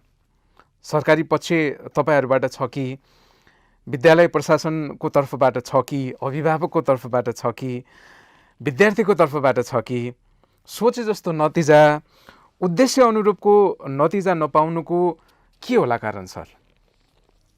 सर कति बृहत्तर कुराको सोध्नुभयो। अब फेरि कतिपय विषय मैले अघि बोलेका विषय पनि जोडिन सक्लान्। स्तर सप्रेको छैन, सही कुरा, तर हिजोको भन्दा सप्रेको छ, आशातीत नभएको हो। हामी गिरावटमा छैनौँ, वृद्धिमै छौँ, तर हामी जसरी फड्को मार्नुपर्छ लगानीका हिसाबले, जनशक्ति व्यवस्थापनका हिसाबले, भौतिक व्यवस्था चाहिँ सुदृढीकरणका हिसाबले चाहिँ हामी सन्तुष्ट गरेर बस्नु हुँदैन, एउटा। दोस्रो कुरा, शिक्षा क्षेत्र यस्तो क्षेत्र हो जहाँ कहिले पनि सन्तुष्टि प्राप्त हुँदैन। किनभने विश्वमा भएका परिवर्तन सँगसँगै चाहिँ समाहित भएर जान सक्नुपर्ने चाहिँ शिक्षा हो नि होइन। हरेक कुरालाई क्याच गर्नुपर्छ। पहिलो कुरा चाहिँ त सक्षम देशहरू आफै उत्पादन गर्छन् नयाँ कन्सेप्ट होइन, हामी कम्तीमा त्यो कन्सेप्टलाई फलो गर्नुपर्छ क्या। भनेपछि त दिनानुदिन डे टु डे परिवर्तन हुनुपर्छ। त्यसो भएको हुनाले हामी शिक्षासँग काम गर्ने, शिक्षासँग सम्बद्ध सबै, त्यो महाशाखा होस्, जनप्रतिनिधि होस्, शिक्षक होस्, विद्यार्थी होस्, नयाँ अपडेटमा चाहिँ ध्यान दिनुपर्छ। यो अपडेटसँग ध्यान दियौँ भने अब विद्यार्थी स्वयं यस्तो दिन आउनेछ, हाम्रो चाहिँ इन्टरनेटको एक्सेसको कारणले गर्दा अथवा चाहिँ विभिन्न चाहिँ सूचना प्रविधिको विकासको कारणले गर्दाखेरि चाहिँ अब त शिक्षक सहजकर्ताको रूपमा उपस्थित पर्ने, हामी अहिलेसम्म के छ, शिक्षक ज्ञाताको रूपमा, विद्यार्थी सिकारुको रूपमा मात्रै गरेका छौँ त, हाम्रो ट्रेन होइन त। अब यो प्रविधिलाई चाहिँ हामीले समात्दै गयौँ भने विद्यार्थी सेल्फ लर्निङमा चाहिँ मोटिभेट हुँदै जानुपर्छ। अब बच्चाले मैले भोलि पढाउने पाठ चाहिँ हिजो यो पढ्यौँ, आज यो पाठ पढ्ने हो भनेर शिक्षकले भनिदिएका भरबाट सुरुवात गरेको शिक्षा हो हाम्रो। हामी त्यो प्र्याक्टिसबाट आएका हौँ। अब बच्चा चाहिँ आज मैले के पढेँ, भोलि के पढ्ने भनेर आफ्नो तयारी गर्ने बेला आउँछ। त्यो बेला शिक्षक भोलि यो पढ्नका निम्ति के हुन्छ त, हाम्रो नेसनल कुरा के हो, हाम्रो करिकुलमको कुरा के हो, हाम्रो पाठ्यपुस्तकको कुरा के हो, हाम्रो लक्ष्य के हो होइन, इन्टरनेसनल प्र्याक्टिस के हो भन्ने कुरातिर चाहिँ ऊ रिसोर्सफुल भएर आउनुपर्ने। बच्चाहरू चाहिँ आफूले चाहिँ सेल्फ लर्निङका माध्यमद्वारा चाहिँ सिकेका सिकाइलाई चाहिँ इन्टरेक्टिभ कक्षा बनाउने, यो नै उपलब्धि हो। यो सुरुवातको चरणमा छ, सुरुवाती छ होइन। यसरी अगाडि बढ्नुपर्छ। अब अर्को कुरा, पढाइ नै भएन भन्ने कुरा त म अलि सहमत हुन चाहिँ सक्दिनँ। किनभने पोखरा महानगरपालिका उपलब्धिका हिसाब मूल्याङ्कन गर्दा कमजोर दर्जामा पर्दैन राष्ट्रिय स्तरमा पनि होइन। तपाईँ त भनौँ न, काठमाडौँको मूल्याङ्कन गरेर भ्याइसके पछाडि पोखरा आउनुपर्ने चाहिँ अवस्था त सिर्जना छ त। दोस्रो कुरा तपाईँले देख्नु भएको छ, विगत केही वर्षदेखि त बच्चाहरू चाहिँ हाम्रो कति होला भन्नुहोस् न बाहिर लगेर पढाउने। अब सम्भ्रान्त फ्यामिलीहरू विविध कारणले लाने कुराहरू चाहिँ आफू बाहिर गएर बसेकै कारणले लाने कुरा बाहेक अब म यतिको स्तरीय शिक्षा पोखरै पाउँछु भन्ने वातावरण त सिर्जना भएको छ। यो त स्कुलको उपलब्धि होइन र? अनि स्कुल कमजोर भए त अभिभावकले त्यो कुरा स्वीकार्छ र आफ्नो बच्चाको भविष्यका लागि स्वीकार गर्दैन नि। त्यसो भएको हुनाले हामी क्रमशः वृद्धिमा छौँ। यो कुनै चाहिँ बटन दबाएको भरमा यो टाइममा सकिन्छ भन्ने विषय चाहिँ होइन, यो क्रमशः हुने कुरा हो। सधैँ नयाँ च्यालेन्ज फेस गरिराख्नुपर्छ शिक्षाले। त्यसो भएको हुनाले त्यसलाई कति ग्रिप गर्न सकिन्छ भन्ने स्कुलले त्यो स्कुल फड्को मार्दै जान्छ, अर्काले त्यसलाई पिछा गर्दै जान्छ। यही अवस्थामा चाहिँ शिक्षा रहन्छ। र अर्को कुरा, गुनासाका कुराहरू काफी रहन्छन्। यो कुरा हामीले स्वीकार गर्नुपर्छ। त्यो पनि हामीलाई दिएको सुझाव हो, कसैको गुनासाको रूपमा, कसैले नेगेटिभली प्रस्तुत गर्यो भन्ने कुरामा चाहिँ हामी नेगेटिभ हुनुपर्ने आवश्यकता छैन, किनभने हाम्रो पेसा त्यस्तो हो। हामी सधैँ सकारात्मक सोचका साथ अगाडि बढ्नुपर्छ। अभिभावकहरूले दिएको पोजिटिभ नेगेटिभ जे सुझाव दिन्छ त्यसलाई ग्रहण गर्नुपर्छ र हाम्रा नीतिहरूमा हाम्रो चाहिँ रिसोर्सको आधारमा क्रमशः कार्यान्वयन गर्दै जानुपर्छ। यही अवस्था छ। मलाई यो यहाँलाई सामान्य लाग्ला तर एकदमै महत्त्वपूर्ण छ। शिक्षा के रहेछ सर? हामी शिक्षा भन्ने बित्तिकै फी यति हुनुपर्छ, यो युनिफर्म हुनुपर्छ, यो किताब हुनुपर्छ, किताबको व्यवस्था हुनुपर्छ। खर्चको दृष्टिकोणले हेर्दा सामान्य महिनाको 200-400 खर्चदेखि 1-1.5 लाख 2 लाख मासिक खर्च भएको पनि विद्यालय नेपालमा पाउन सक्छौँ। खास के हो? र यो शिक्षा धेरै पैसा खर्च गरेर लिँदा शिक्षा धेरै आर्जन हुने, कम पैसा खर्च गर्दा कम आर्जन हुने, के हो यो? तपाईँ राज्यको एउटा अफिसरको हिसाबले कसरी हेर्नुहुन्छ? यदि यहाँ समस्या हो भने यसलाई समाधानको बाटोमा लैजान तपाईँको अग्रसरता के हुन्छ सर?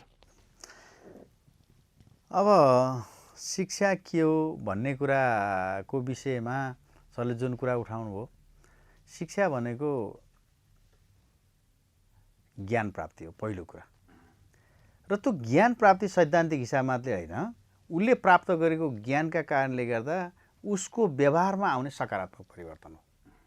र त्यो जुन सकारात्मक परिवर्तन हुन्छ, ज्ञान सिपसहितको जुन सकारात्मक परिवर्तन, त्यसले आफ्नो जीवनयापन गर्छ, जीवनयापनमा सुधार ल्याउँछ। कि जीवनयापनमा सुधार ल्याउँदा बित्तिकै हामीले भन्छौँ नि बल्ल उसको चाहिँ त्यो आर्थिक उपार्जनमा वृद्धि हुन्छ। हो, सिपका कारणले। कसले दिन्छ ती? पहिला ज्ञान प्राप्त गर्छ, त्योसँगै सिप विद्यालयले दिन्छ। विद्यालय दिएपछि उसको जीवनमा चाहिँ ऊ सिपयुक्त हुन्छ, अनि ऊ चाहिँ विभिन्न पेसा रोजगारीमा जान्छ, अनि त्यसको आर्थिक उपार्जन हुँदै जाँदा उसको जीवनस्तर सुधार हुन्छ। व्यक्ति बिचको जीवन सुधार हुँदा समुदाय र समुदायको समेतको सुधार हुँदाखेरि राष्ट्रको सुधार हुने हो, होइन? त्यसो भएको हुनाले शिक्षालाई यसरी बुझ्नुपर्छ भन्ने मेरो धारणा हो। यो मेरो व्यक्तिगत धारणा हो, होइन? फरक धारणा हुन सक्छ। त्यो प्रश्न गर्नुको मुख्य उद्देश्य धेरै महँगो फी। अब म त्यो आउँदैछु, म त्यसमा आउँदैछु सर। अब यो महँगो र सस्तोको कुरा भनेको व्यवस्थाकीय पक्षले भर पर्छ, होइन? मैले अघि नै भने नि, हामी सूचना प्रविधि मैत्री चाहिँ शिक्षालाई चाहिँ कक्षा कोठामा लानुपर्छ भनिरहँदा त्यसको लगानीको कुरा हुन्छ क्या सर, होइन? तपाईँ उदाहरणको रूपमा एउटा कम्प्युटर ल्याबको कुरा गर्नुहोस्। 40 जना विद्यार्थी छ, 40 जनालाई चाहिँ कम्प्युटरमा चाहिँ एक्सेस पुर्यायो भने त्यो राम्रो होला, तर 10 वटा कम्प्युटरबाट पनि चलाउनु पर्छ नि त। त्यसो भएको हुनाले 10 वटा पुर्याइन्जेल चाहिँ कम खर्चिलो बन्ला, 40 वटै कम्प्युटर चाहिँ सबै बच्चाको लागि पुर्याउँदाखेरि त अलिक खर्चिलो बन्ला नि त। त्यसो भएको हुनाले यो मूल्यको कुरा चाहिँ यही आधारमा चाहिँ अगाडि बढ्छ। अब म धेरै व्याख्या नगरौँ सर, म पोखरा महानगरपालिकाको कर्मचारी हुँ, त्यसो भएर चाहिँ 1,20,000 लिने चाहिँ काठमाडौँको चाहिँ कुनै एउटा स्कुलले 1,20,000 लिन्छ, मासिक 35,000 फिस लिन्छको व्याख्या चाहिँ मैले गर्दैन अहिले, किनभने म स्थानीय तहमा छु, मेरो आफ्नो व्याख्या मात्रै गर्छु। अब सबै कुरा भएन, अब समस्या भन्ने जस्तो मात्रै देखिन सक्छ। कम्प्लिटली त्यस्तो पनि होइन, धेरै राम्रो पनि भएका छन्, स्वागत कुराहरू पनि छ, एकदमै अप्रिसिएट गर्ने कुराहरू पनि भएका छन्। त्यहाँभित्र भएका धेरै राम्रा पक्षहरू पनि छन्, जस्तै पोखरामा नमुना विद्यालयको रूपमा विकास भइरहेको पनि छन्। विद्यालयहरू जस्तै अब विज्ञान संकायमा, व्यवस्थापन संकायमा विद्यार्थीहरूको भर्नाको हिसाबले चाहे जति विद्यार्थी भर्ना गर्न नसक्नु भनेको पनि त्यो विद्यालयको शैक्षिक गुणस्तरले गर्दाखेरि नै हो। हामीले केही समय अगाडि छलफल पनि गऱ्यौँ।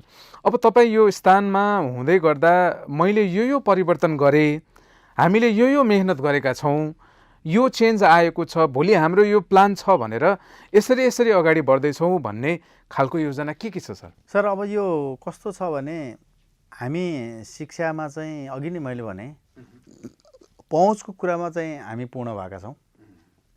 पहुँचको समस्या छैन हाम्रो बच्चाहरूमा, पहुँचको कमी नभएको कारणले आउट अफ स्कुल चाहिँ छैन। पहिलो कुरा हामी त्यसलाई चाहिँ ध्यान दिन्छौँ, बच्चा आउटमा हुँदैन। हामी कहीँ बच्चा बाहिर छ भन्ने बित्तिकै वाइ भनेर क्वेसन गर्छौँ र त्यो ठाउँको समाधान गर्छौँ हामी लोकल्ली, होइन? त्यस पछाडि पहुँच पुरिसके पछाडि अब हामी विद्यालयको विकासका निम्ति लागिरहेका छौँ, होइन?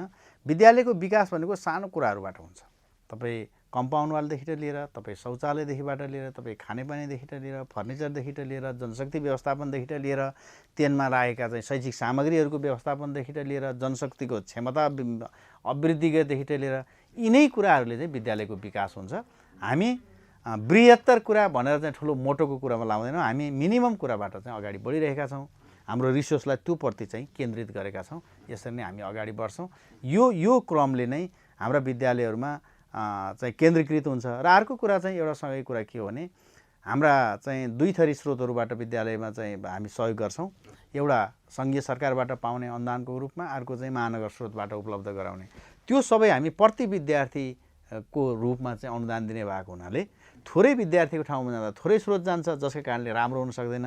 जति धेरै विद्यार्थी भयो त्यति स्रोत फुल हुन्छ र त्यसको व्यवस्थापन गर्दै अब राम्रो गरी चाहिँ विद्यालय चलाउने दिशामा चाहिँ हामी अगाडि बढेका छौँ। जस्तो भावी योजना यस्तो गर्दैछौँ। भावी योजना भनेको हाम्रो दुईवटा, एउटा त भइरहेका विद्यालयहरूको चाहिँ क्षमता विस्तार गर्ने हो हाम्रो। मैले अघि नै भनेका विषयहरूमा चाहिँ क्षमता विस्तार गर्छौँ, जसले गर्दाखेरि चाहिँ अहिले भएका स्कुल जस्तै अर्को स्कुलहरू पनि जन्मन्छ। दोस्रो फरक पाटो के हो भने अब हामी टेक्निकल एजुकेसनलाई पनि विस्तार गर्नुपर्छ, हैन, प्राविधिक शिक्षालाई पनि अब बिस्तारै चाहिँ लानुपर्छ भनेर हाम्रा लगानीका, हाम्रा सोचका, हाम्रा चाहिँ योजनाहरू चाहिँ अब बिस्तारै चाहिँ विभिन्न छोटा अवधिका तालिमहरू, हैन, सर्टिफिकेसन ट्रेनिङका चाहिँ कार्यक्रमहरू समेत चाहिँ हामीले चाहिँ अगाडि बढाएका छौँ, जसले गर्दा प्रविधियुक्त बच्चा अथवा सिपयुक्त बच्चा पनि त्यहाँबाट जान्छ र मार्केटमा चाहिँ सेल हुन सक्छ भन्ने हाम्रो चाहिँ धारणा छ। त्यसको लागि यहाँलाई धेरै शुभकामना दिन चाहन्छु। हाम्रो सेकेन्ड सेगमेन्टमा जानुभन्दा अगाडि अन्तिम एउटा प्रश्न यहाँलाई म राख्न चाहन्छु। जस्तो सरकारी विद्यालयहरू मुख्यतया सरकारको मात्र नियन्त्रण, अनुगमनले, नियमनले सञ्चालन गर्ने भन्ने कुरा त सान्दर्भिकता नहोला। यो सरकारी विद्यालय क्याम्पसहरू सरकारको तर्फबाट, अभिभावकको तर्फबाट, विद्यालय प्रशासन अथवा त्यहाँको शिक्षक शिक्षिकाहरूको त्रिकोणात्मक एउटा समन्वय मिलेको हुनुपर्छ जस्तो मलाई लाग्छ। जस्तो निजी क्षेत्रमा एक किसिमको गति हुन्छ, त्यो सरकारी विद्यालय क्याम्पस विश्वविद्यालयहरूमा नदेखिनुको पछाडि तीनवटा मध्ये कुन अङ्ग बढी जिम्मेवारी हुनुपर्ने हो या नभएर हो? के लाग्छ तपाईँलाई? सरकारी पक्षबाट समस्या छ या अभिभावकबाट या विद्यालय प्रशासनबाट? खास किन यस्ता समस्याहरू हुन्छन् तुलना गर्दाखेरि अब निजीसँग? पहिलो कुरा ठिक छ, पहिलो कुरा चाहिँ मार्केटिङको कुरा मात्रै हो। त्यो बुझ्नु भएन, राज्य मार्केटिङ गर्दै हिँड्दैन, उसले चाहिँ एक्सेस पुर्याउँदै जान्छ, आफ्नो चाहिँ पहुँचलाई विस्तार गर्दै जान्छ र त्यहाँ चाहिँ वृद्धि विकास गर्दै जान्छ, किन ऊ सोसियल वेलफेयर मात्रै गर्छ। शिक्षा क्षेत्र त्यस्तो जहाँ लगानीबाट चाहिँ तत्काल चाहिँ कुनै पनि प्रतिफल प्राप्त हुँदैन, हैन। कुनै चाहिँ निजी जस्तो चाहिँ आज चाहिँ 200 जना विद्यार्थी भर्ना भयो, भोलि 400 भयो भने यति मुनाफा आउँछ भन्ने होइन नि त हाम्रो संस्था, हैन। त्यसो भएको हुनाले यसलाई कुनै तुलना गर्न सकिँदैन, हैन, पहिलो कुरा। दोस्रो कुरा जुन चाहिँ अब यहाँले चाहिँ को जिम्मेवार हो भन्ने कुरा म अघि नै भनिसकेको छु, कोरोनाकै कुरासँग जोडिराखेको छु। हाम्रा शिक्षासँग सरोकार राख्ने सबै स्टेक होल्डरहरू, हैन, विद्यार्थी, शिक्षक, अभिभावक, विद्यालय प्रशासन, तपाईँहरू जस्तो मिडिया, सबै हाम्रो स्टेक होल्डर हो, हैन। सबैको चासो चाहिँ सामुदायिक विद्यालयमा चाहिँ एकीकृत भयो भने हाम्रो चाहिँ सामुदायिक शिक्षाको विकास चाहिँ हुन्छ। यो प्रष्ट कुरा के हो भने सामुदायिक विद्यालयको जहिले हामी क्षमता विस्तार गर्दै जान्छौँ, निजी विद्यालयहरू कमजोर हुँदै जान्छन्। यो चाहिँ आफैमा चाहिँ यो इन्टर रिलेटेड छ क्या। Right, thank you so much. र अहिलेको लागि चाहिँ हामी एउटा ब्रेकतर्फ जान्छौँ र ब्रेकपछि फर्केर आइसकेपछि Q&A session, question and answer सेसनको साथमा सामाजिक सञ्जालबाट आएका प्रश्न आउनुभएको अतिथिलाई सोध्नेछौँ। Stay tune.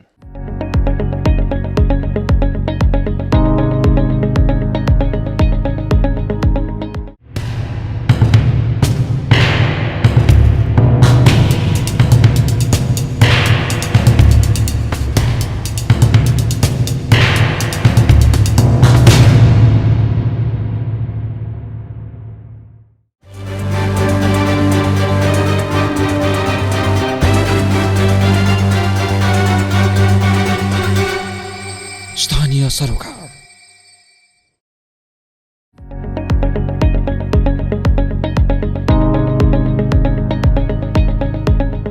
Alright, ladies and gentlemen, welcome back. You are still watching Let's Talk Education. र आज हामी कुराकानी गरिरहेका छौँ पोखरा महानगरपालिका शिक्षा महाशाखाका निर्देशक हेम प्रसाद आचार्य सरसँग। Sir, welcome back. Thank you. अब हामी Q&A सेसनमा सामाजिक सञ्जालबाट आएका प्रश्नहरू आउनु भएको अतिथिलाई सिधा प्रश्नको सिधा जवाफ माग्नेछौँ।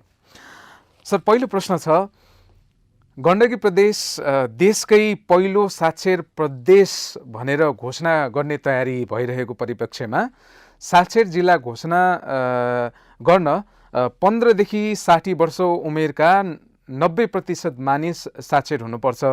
पूर्ण साक्षर जिल्ला घोषणा गर्न 95% भन्दा बढी नागरिक साक्षर हुनुपर्ने प्रावधान छ।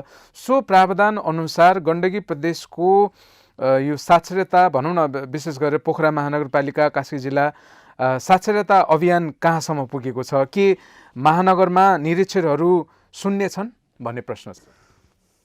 अब यो पहिलो कुरा के हो भने राज्यले चाहिँ 2068 सालमा हुनुपर्छ।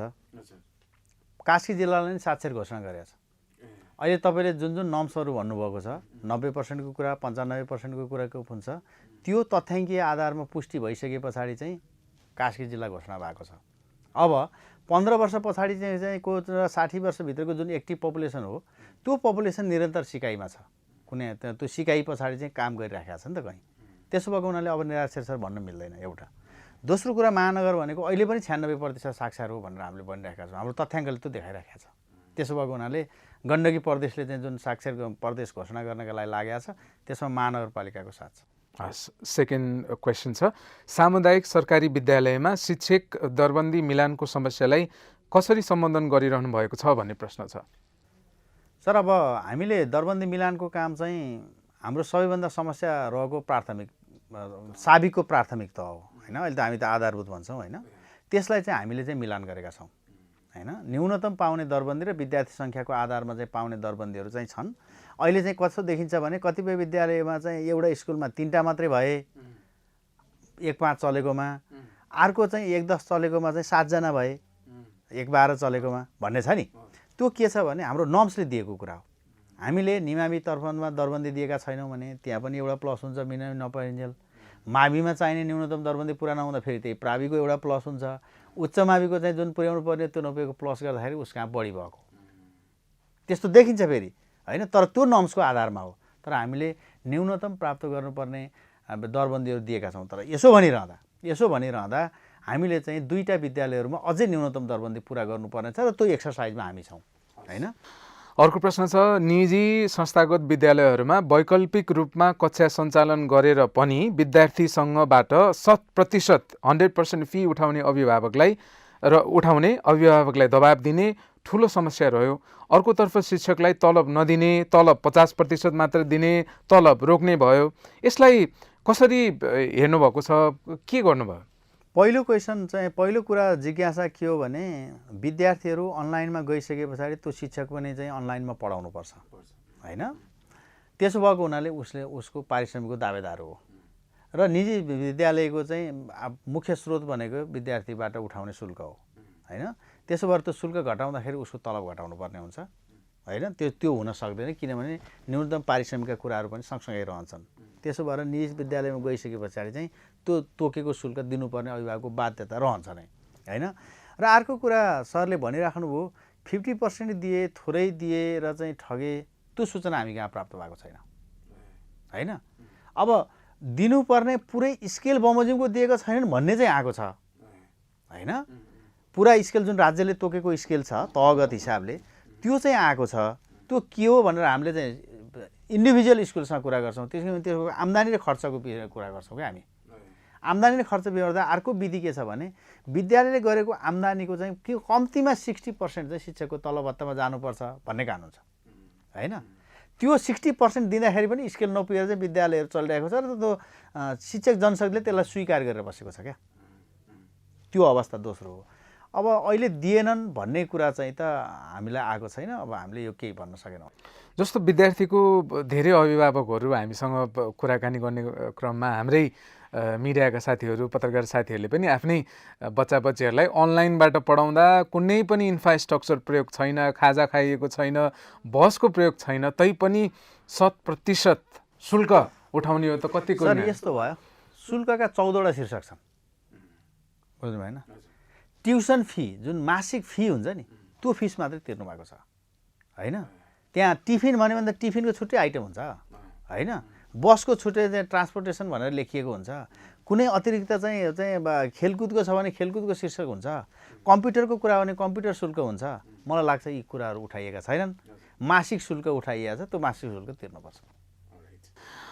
अर्को प्रश्न छ, क्वालिटीको नाममा अधिकांश विद्यालयमा निशुल्क शिक्षा भन्दा भन्दै पनि यो वा त्यो शीर्षकमा फी लिने ठुलो समस्या छ, यसमा को दोषी देख्नुहुन्छ भन्ने प्रश्न छ। सर, लगानीका हिसाबले चाहिँ राज्यले पूर्ण लगानी गर्न नसकेको भन्ने हुन्छ। हामीले निशुल्क भनेका छौँ, अहिले हाम्रो शिक्षा पूर्ण निशुल्क हो त? क्वेसन छ, त्यो बृहत्तर राष्ट्रिय क्वेसन हो, जुन कुरा चाहिँ मैले मात्रै जवाफ दिन सक्दिनँ होइन। तपाईँलाई एउटा मात्रै उदाहरण दिउँ, पाठ्यपुस्तक निशुल्क हुन्छ सरकारी स्कुलहरूमा, सामुदायिक स्कुलहरूमा हो। सरकारले जनशिक्षा सामग्री केन्द्रबाट चाहिँ उत्पादित पुस्तकहरूका जुन मूल्य सूची छ, त्यो मूल्य सूची अनुसारको बच्चालाई पैसा पठाउँछ। अर्कोतिर पाठ्यक्रम विकास केन्द्रले प्राइभेट पब्लिकेसनका किताबहरूलाई पनि छाप्न अनुमति दिएको छ र विद्यालयमा पढाउन पाइन्छ। त्यसको मूल्य के छ? बढी छ त्यसको भन्दा होइन। हुन त कलरफुल क्वालिटीका हिसाबले पनि राम्रो होला होइन, मूल्य बढी छ। त्यो दर रेट पाठ्यक्रम विकास केन्द्रले तोक्छ होइन, कुन पाना, कुन पेज, कुन कलर, कति ग्रामको कापी, आज कागज होइन, यो कुरा पाठ्यक्रम विकास केन्द्रले तोक्छ। भने पछाडि चाहिँ हामीले दिएको पैसाबाट पाठ्यपुस्तकको पैसा उठाउनु पनि बाध्य भयो स्कुल होइन। अब यसलाई के भन्नुहुन्छ? त्यसो भएको हुनाले सामुदायिक विद्यालय भनेको जति निशुल्क हुँदाखेरि पनि जोइन्ट पार्टनरसिपमा चल्ने संस्था हो, अभिभावक र विद्यालय, सरकार भनौँ न। त्यसो भएर लगानीका हिसाबले पूर्ण निशुल्क भन्दा बित्तिकै त बच्चाले जिरो लगानी गर्नु पऱ्यो नि त शिक्षाका लागि होइन र। अब त्यो हो भने स्टेसनरी पनि दिनुपर्ने हो कि होइन भन्ने क्वेसन पनि होला नि। हामीले कापी कलम किताब पो किनेको छ, कसैले चाहिँ सिसा कलम पेन किनेर दिएको छ र, कापी किनेर दिएको छ र? दिएको छैन होला नि। त्यसो भएको हुनाले यो पूर्ण निशुल्ककै परिभाषा के हो भन्ने कुरा क्वेसन हुन्छ होइन। अभिभावकको साइडबाट पनि लगानी भएकै छ र त्यो अन्तर्गत आफ्नो बच्चाको थप स्तर वृद्धिका लागि चाहिँ अभिभावक चाहिँ सन्तुष्ट भएर विद्यालयलाई सहयोग गरिरहेको अवस्था हो अहिलेको शुल्क लिएको भनेको। भइदिने के हो भने तपाईँ मिडिया जानुहुन्छ, फिस मन परि ल्याएछ, बोर्डिङमा गयो, पैसा टन्नै लियो, तपाईँलाई बोर्डिङमा पढाउनुहोस् भनेर चाहिँ महानगरपालिकाले निर्देशित गरेको हो। सायद तपाईँको बच्चा नि पढ्ला, मेरो बच्चा पढ्ला, अर्को साथीको पढ्ला, तपाईँले फलाना बोर्डिङमा पढाउनु भनेर निर्देशित गरेको छैन। त्यो पनि सरकारको अनुमति प्राप्त स्कुल हो, तपाईँको चाहिँ ऊ छ, तपाईँ त्यहाँ सन्तुष्ट हुनुहुन्छ भने पढाउनुहोस्। स्कुल चोइस गर्ने त चाहिँ हुन त बच्चाको कुहाँ पढ्ने भन्ने कुरा अभिभावकको चोइसमा छ नि त। अभिभावकको चोइस चाहिँ महँगो विद्यालय चोइस गर्नुहुन्छ अनि फिस तिर्न सकिन भन्न कहाँ पाइयो त? किनभने सरकारले अल्टरनेट खोजिदिएको छ। निजी संस्थाहरू बन्द गर्ने नीति ल्याउनु पऱ्यो होइन, नियमबाटै चाहिँ त्यसलाई हटाउनु पऱ्यो। नियमले चाहिँ निजी संस्था चलाउने पनि दिइसके पछाडि अनि त्यो निजी संस्थामा चाहिँ जब अभिभावकजी लालायत हुनुहुन्छ नि, अनि त्यसै भएर नै सामुदायिक स्कुलको पनि त स्तर खसिरहेको छ। अनि जो एक्सेसमा पुग्दैन, जो अभिभावक विद्यालयलाई समय दिन सक्दैन होइन, बच्चा पठाइदिनेलाई मात्रै उसले चाहिँ आफ्नो पढाइको रूपमा चाहिँ स्वीकार गरिदिन्छ अनि बिस्तारै शिक्षकका कारणले मात्रै क्वालिटी आउँदैन। अवस्था यही हो। निशुल्कको परिभाषा के हो त्यो अझै मबाट चाहिँ नखोजौँ यो कुरा, मबाट चाहिँ अपेक्षा नगर्नु। ओके, अर्को प्रश्न छ, नीति निर्माण तहमा सोध्नुभयो भने जवाफ होला। प्रश्न नम्बर अर्को छ, पोखरा महानगरपालिकाका स्कुल जाने विद्यार्थी अर्थात् 18 वर्ष मुनिका विद्यार्थीहरूको लागि खोप दिने व्यवस्था कहिले हुन्छ, जसले गर्दा विद्यार्थी, शिक्षक, विद्यालय, अभिभावक ढुक्क भएर विद्यार्थीलाई विद्यालय पठाउन सक्ने पढ्ने वातावरण होस्? सर, अब पोस्टदेखि भन्ने खालको कुरा पनि छ, चाहिँ थाहा छैन सर। यो कुरा त तपाईँले सङ्घीय सरकारलाई सोध्ने कुरा, हामीसँग सोध्नुभयो होइन। खोपको नियन्त्रण चाहिँ सङ्घीय सरकारले गरेको छ, स्वास्थ्य मन्त्रालयले गरेको छ, तथ्याङ्कको आधारमा पठाएको छ। अब चाहिँ हामी महानगरको तर्फबाट चाहिँ खरिद गर्ने र चाहिँ हामीले लगाउने छुट भएको भए त हाम्रो योजना छ, यस्तो छ भनेर बताउँदा हौँ हामी होइन। यो अवस्था चाहिँ छैन। नभएको हुनाले चाहिँ यो सम्बन्धित निकायमै सोद्धा बेटर होला, किनभने खोप लगाउने चाहिँ नीति चाहिँ शिक्षा महाशाखाभित्र छैन। अलराइट, नेक्स्ट क्वेसन छ, नेपालका 10,000 विद्यालयले अझै पनि एकीकृत शैक्षिक व्यवस्थापन सूचना प्रणाली अद्यावधिक गर्न नसकेका कारण प्राप्त हुने अनुदानबाट विद्यालय र सेवा सुविधाबाट विद्यार्थी वञ्चित हुने अवस्था सिर्जना भएको छ। के भन्नुहुन्छ भन्ने प्रश्न। अब त्यो तपाईँको नेसनल कुरा ल्याउनु भयो। हाम्रा 206वटा सामुदायिक विद्यालय छन् जसले सरकारी अनुदान पाउँछन्। हाम्रोमा कुनै पनि समस्या छैन। हामीले समयमा चाहिँ आइएमएस भरिएको छ। हामी नभर्दा पनि त्यसलाई चाहिँ निकै फलोअप गरेर चाहिँ कहिलेकाहीँ शिक्षकले चाहिँ नजान्न सक्छ, सफ्टवेयरको समस्या हुनसक्छ, त्यसलाई अपलोड गर्ने विधिको बारेमा अननोन हुन सक्नुहुन्छ। त्यस्तो भयो भने हामी महाशाखा नै बोलाएर वा स्कुलमै गएर भए पनि त्यो तथ्याङ्कलाई इन गरेर चाहिँ समयमा गर्छौँ। जस्तो हामी हरेक दिन चाहिँ नभर्ने चाहिँ विद्यालयलाई अहिले पनि फोन गरिरहेका छौँ। नयाँ शैक्षिक वर्षको हरेक दिन फलोअपमा तपाईँले भर्नुभयो, कहाँ रोकिनुभयो, के अप्ठ्यारो पऱ्यो, अगाडि बढ्न सक्नु भएन, एक्सेल सिट लिएर आउनुहोस्, हामी अपलोड गर्छौँ। त्यसरी पनि सहजीकरण गरेका छौँ। हाम्रोमा त सामुदायिक होइन संस्थागत विद्यालयले पनि भरिराख्नु भएको छ। ओके, र Q&A सेसनको अन्तिम प्रश्न छ सर। यो प्रश्न पहिला पनि आएको थियो, अहिले पनि आएको छ। देशको सबै माध्यमिक विद्यालयहरूमा कक्षा 12 सम्मको पढाइ सञ्चालन भएको छैन। माध्यमिक तह भने तापनि कक्षा 10 सम्ममा मात्र कक्षा सञ्चालन भएका विद्यालयहरू छन्। अब कक्षा 10 सम्म सञ्चालनमा रहेका विद्यालयहरूलाई पनि 12 सम्म सञ्चालन गर्नको लागि सरकारको कस्तो योजना छ? यो सम्भव छ कि छैन? ग्रामीण भेगका विद्यार्थीहरूले आफ्नै घरबाट, आफ्नै गाउँ स्कुलबाट 12 कक्षासम्मको शिक्षा हासिल गर्ने अवस्था कहिले बन्ला? कि फेरि ती गरिब जनताका छोराछोरीहरू सहरमा आएर महँगो शुल्क घरबाट तिरेर पढ्नुपर्ने अवस्थाको अन्त्य कहिले होला भन्ने प्रश्न छ। पहिलो कुरा, कानुनले भनेको प्रारम्भिक बाल विकास केन्द्रदेखि कक्षा 12 सम्मलाई चाहिँ माध्यमिक विद्यालय भन्यो, पूर्ण माध्यमिक विद्यालयले। यो पूर्ण माध्यमिक विद्यालय भन्दा बित्तिकै सबैले 12 कक्षा चलाउनुपर्छ भन्ने होइन। ऊ 10 सम्म पनि चलाउन सक्छ। 9 चलाएर 10 नचलाउने भन्ने हुँदैन, 11 चलाएर 12 नचलाउने भन्ने हुँदैन। ऊ 10 चलाउन सक्छ होइन। त्यो भने एक्सेसको कुरा हो। अर्को कुरा, अधिराज्यभरि 11-12 को एक्सेस चाहिँ नभएको चाहिँ होला। मैले अघि नै भने त हामीलाई पहुँचको कुनै पनि समस्या छैन। हाम्रो बच्चा घरबाट निस्केर गएर चाहिँ अब 12 कक्षा पढ्न सक्दैन भन्ने अवस्थै छैन। आधा घन्टा होइन 1 घन्टा लाग्न सक्छ। तर ऊ मेच्योर्ड बच्चा पनि हो है, 10 कक्षा पास गरिसके पछाडि अब उसमा शारीरिक अवस्थाले पनि ऊ तन्दुरुस्त भइसकेको हुन्छ, मानसिक हिसाबले पनि दह्रो भएको हुन्छ र पढ्न पाउँछ। त्यसो भएको हुनाले चाहिँ हामीले 11-12 अब खोल्न हुँदैन भन्ने अवस्थामा छौँ। बरु त्यहाँ खोल्न आवश्यक पर्छ भन्ने कुरा तपाईँले उदाहरणको रूपमा भन्नुभयो भने म स्कुलै भन्छु नि। तपाईँ हर्पनकोट मावि चाहिँ एकदम दूरदराजमा छ। त्यहाँको बच्चा चाहिँ आउनुपर्छ सिद्धबराह, लागतको हिसाबले पनि सँगसँगै हुन्छ। 11 र 12 अहिले पनि हाम्रो चाहिँ 10 कक्षामा चाहिँ त्यहाँ 14 जना बच्चा छ। अब स्कुल चाहिँ सोसाइटी त्यो कुरालाई चाहिँ आफ्नो जुन लगानीका अघि जुन कुरा हेरौँ नि, जब सोसाइटी चाहिँ सक्दैन त्यस पछाडि त्यहाँ खोल्दैन, त्यो बच्चा त्यहीँ आएर पढ्नुपर्छ। अर्को कुरा, महानगरमा चाहिँ अब यातायातको बाटो गोरेटो नपुगेको चाहिँ सायदै कम ठाउँ छ। सार्वजनिक यातायातहरू पनि धेरै ठाउँमा चाहिँ चलेका छन्। त्यसका कारणले पनि एक्सेस चाहिँ काफी छ हाम्रो। त्यसो भएर विद्यालय कहाँसम्म पुर्याउने भनेको चाहिँ विद्यालयको आफ्नो लक्ष्य हो होइन। 12 नपुर्याउँदै चाहिँ त्यो स्कुल चाहिँ कमजोर भयो भन्ने कुरा चाहिँ होइन। हस्, धेरै धेरै धन्यवाद आफ्नो महत्त्वपूर्ण समय र यो जुन खालको इन्फर्मेसन र अभिभावक लगायत सम्पूर्णलाई जुन खालको एउटा आश्वस्त पार्ने एउटा कुराकानीहरू भयो, यहाँलाई धेरै धेरै धन्यवाद सर। धन्यवाद सर। हस्, यो सँगसँगै आजको कार्यक्रमबाट बिदा माग्ने बेला भएको छ। आजका अतिथि पोखरा महानगरपालिका शिक्षा महाशाखा निर्देशक हेमप्रसाद आचार्य सरलाई धेरै धेरै धन्यवाद दिँदै हामी अर्को साता अन्य अरू अतिथिसँग फेरि आउने नै छौँ। त्यतिन्जेलसम्मको लागि मास्कको प्रयोग गरेर मात्र आफ्नो काममा फर्किनु होला, बाहिर निस्किनु होला भन्दै बिदा माग्न चाहन्छौँ। Have a wonderful time. नमस्ते।